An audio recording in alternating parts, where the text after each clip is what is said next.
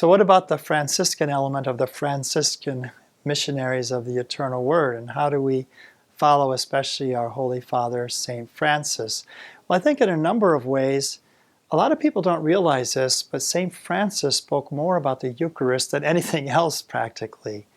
And in almost all of his letters, and you can read his letters, they're collected, or you can find them on the internet, he speaks about reverence for the Blessed Sacrament, that the friars were to show all possible reverence for the most holy body and blood of the Lord.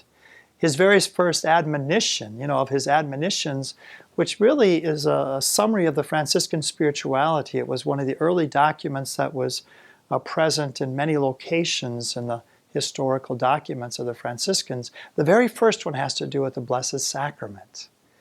That, again, just like the apostles could look upon the human nature of Jesus and they could, by faith, see God, so Francis said we are to look upon, the sacred species, and by faith that we see and discern the Son of God in our midst in the most blessed sacrament.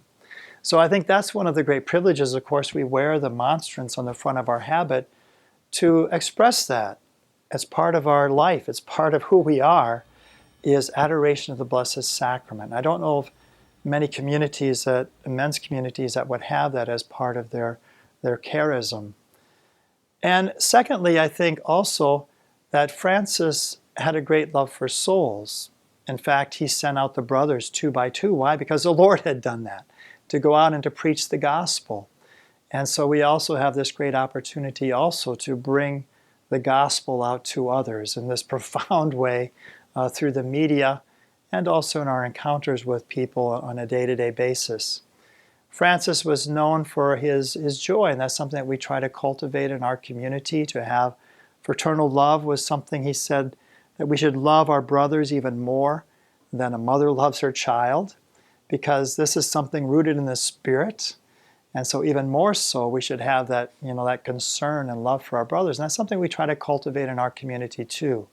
This fraternal charity, this joy that was at the heart of Francis.